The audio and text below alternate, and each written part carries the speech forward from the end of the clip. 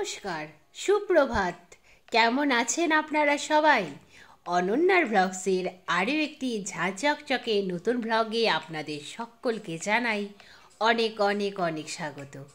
আশা করছি আপনারা সকলে খুব ভালো আছেন, সুস্থ আছেন, নিরাপদে আছেন। আজ দিনটি বৃহস্পতিবার, সকাল এখন 11টা মতো বাজে। আপনাদেরকে সাথে নিয়ে ঠিক এখন থেকেই আজকের ব্লগটি আমি শুরু করছি। আজ সকাল থেকেই অঝোর ধারায় বৃষ্টি ঝরছে, সেই জন্যই সব কাজ করতেই একটু আধটু অসুবিধে হয়েইছে। যথারীতি 11টা থেকেই ব্লগটি শুরু করার আরও একটি কারণ রয়েছে।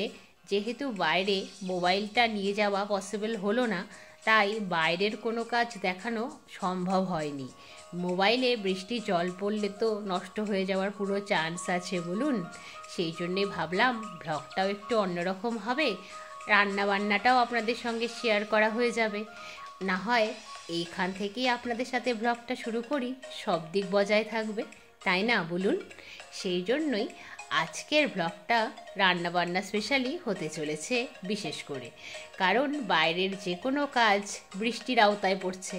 কখনো কখনো ভীষণ জোরে বৃষ্টি পড়ছে, কখনো কখনো মাঝারি, কিন্তু এখনো পর্যন্ত বৃষ্টি একটু সময়ের জন্য ছাড় দেয়নি।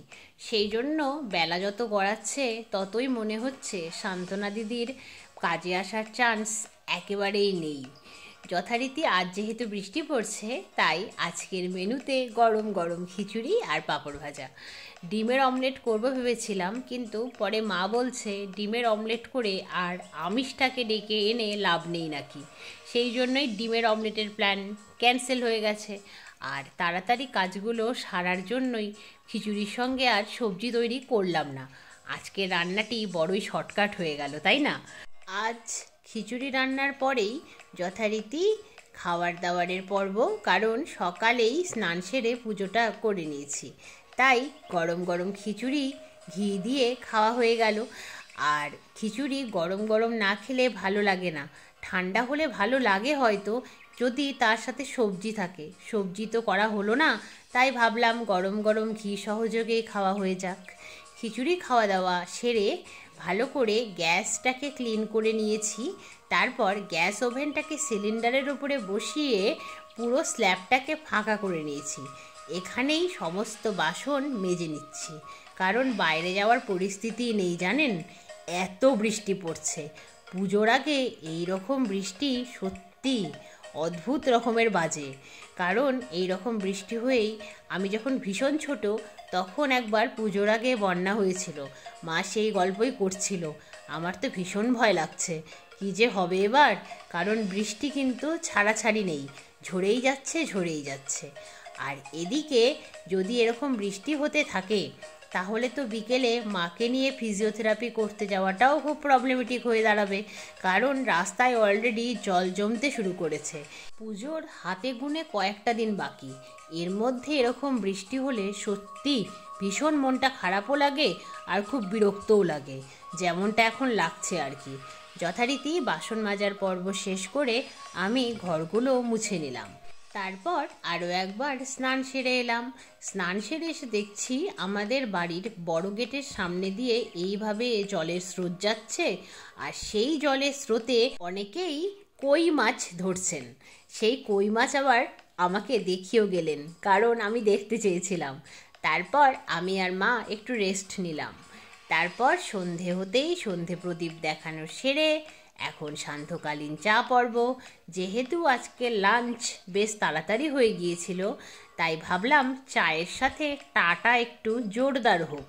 সেই জন্যই চায়ের সাথে বিস্কিট, চানাচুর আর কটকটি দিয়ে সান্ধ্যকালীন আহার সমাপন হলো আজকের মতো। সান্ধ্যকালীন চা পর্ব কমপ্লিট হয়ে যাওয়ার পরে মা আর আমি একটু টিভি দেখলাম।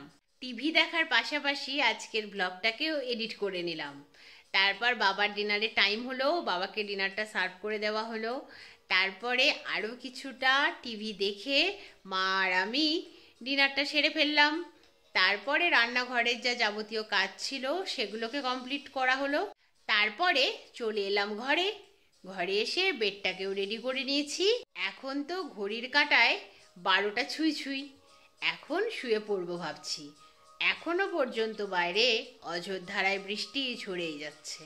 জানি না কালকে কি আছে কপালে। আজ তো মা ফিজিওথেরাপি করতে যেতেই পারেনি অতিরিক্ত বৃষ্টির জন্য। কাল কি হবে জানি না। আর ফিজিওথেরাপি না করার জন্য মায়ের ব্যথাটা বেশ বেড়েছে। এটা ভীষণই চিন্তার, ভীষণই খারাপ আর দুঃখের বিষয়। কি আর করা যাবে। আশা করছি কালকের ওয়েদারটা ভালো হবে, রোদ উঠবে, বৃষ্টিটা কমবে। এইটুকু আশাই করতে পারি। এর বেশি আর আমাদের মতো সাধারণ মানুষ কি বা করতে পারে বলুন? শুধু আশা করতে পারি, প্রার্থনা করতে পারি, এইটুকুই। আর কি। যাই হোক, এই দুশ্চিন্তার সাথেই আজকের ব্লগটি এই পর্যন্তই। আবার আপনাদের সঙ্গে দেখা হবে খুব শিগগিরই অন্য একটা নতুন ব্লগে। ততক্ষণ আপনারা সবাই খুব ভালো থাকবেন, সুস্থ থাকবেন, সাবধানে থাকবেন, নিরাপদে থাকবেন। আর আজকের ব্লগটি কেমন লাগলো অবশ্যই কমেন্টে জানাবেন। ভালো লাগলে একটা লাইক করে দেবেন। আর যদি আপনারা চান তাহলে অনন্যার ব্লগস চ্যানেলটিকে সাবস্ক্রাইব করতে পারেন। এইভাবেই অনন্যার ব্লগসের পাশে থাকবেন, এইভাবেই চ্যানেলটিকে সাপোর্ট করবেন। তাহলে আজকের মতো আসি। Good night, bye bye.